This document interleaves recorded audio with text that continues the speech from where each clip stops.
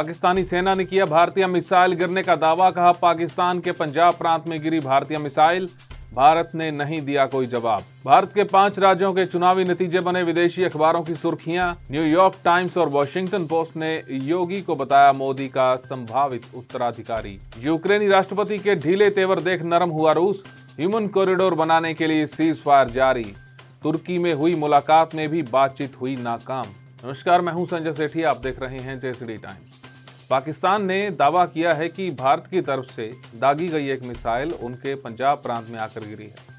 पाकिस्तानी थल सेना ने कहा है कि उसने भारत से पाकिस्तान के हवाई क्षेत्र में आ रही एक मिसाइल का पता लगाया है जो पंजाब प्रांत में आकर गिरी है। पाकिस्तानी सेना के मुताबिक इससे कोई नुकसान नहीं हुआ है, जबकि भारत की ओर से इस पर अभी तक कुछ नहीं कहा गया है। भारत में 5 राज्यों के चुनावी नतीजों की खबरें सरहद पार भी सुर्खियां बटोर रही हैं। पाकिस्तानी मीडिया इस चुनाव को 2024 चुनाव का ही एक झलक बता रही है। तो न्यूयॉर्क टाइम्स में योगी को पीएम मोदी का उत्तराधिकारी बताया गया है। वहीं वॉशिंगटन पोस्ट में भी इस खबर को 2024 से जोड़कर देखा गया है। वहीं नेपाल की मीडिया में आम आदमी पार्टी की धूम। पंजाब में हुए चुनाव में जहां आम आदमी पार्टी ने बम्पर जीत हासिल की है, वहीं कोरोना काल के दौरान देश भर के लोगों की मदद करने वाले सोनू सूद की बहन मालविका सूद हार गई हैं। हालांकि सोनू सूद उनके लिए पंजाब में प्रचार करने के लिए भी आए थे और वोट अपील भी की थी। रूस और यूक्रेन जंग का आज 16वां दिन है। दोनों देशों में हुई बातचीत नाकाम हो गई है। रूस और यूक्रेन के विदेश मंत्री तुर्की में मिले, लेकिन सीज फायर पर एक राय नहीं बन पाई। इससे पहले यूक्रेन के मैटरनिटी हॉस्पिटल में रूस ने बम बरसाए। इसमें कई प्रेग्नेंट महिलाएं घायल हुई हैं। राष्ट्रपति जेलेंस्की का कहना है कि कई बच्चे भी मलबे में दबे। चुनाव खत्म होने के बाद से ही बात हो रही थी कि पेट्रोल डीजल महंगा हो सकता है, क्योंकि यूक्रेन और रूस की जंग से क्रूड ऑयल के दाम $140 प्रति बैरल के पार चले गए हैं।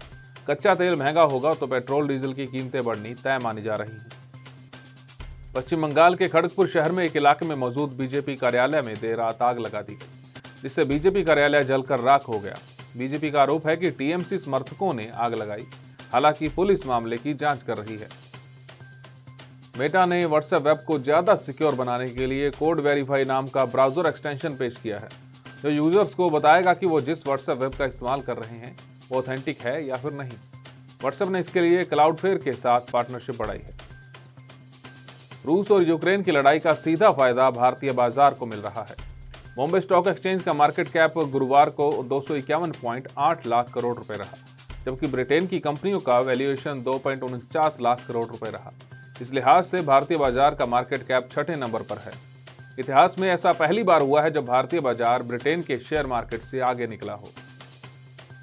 केंद्रीय एजुकेशन मिनिस्ट्री की ओर से मान्यता प्राप्त मूक कोर्सेज यानी कि मैसिव ओपन ऑनलाइन कोर्सेज की जानकारी देने के लिए जेएसडी विद्यापीठ में स्थित जेएसडी मेमोरियल कॉलेज में एक जागरूकता सत्र का आयोजन किया गया, जिसमें जेएसडी मेमोरियल कॉलेज के सभी प्राध्यापकों ने भाग लिया।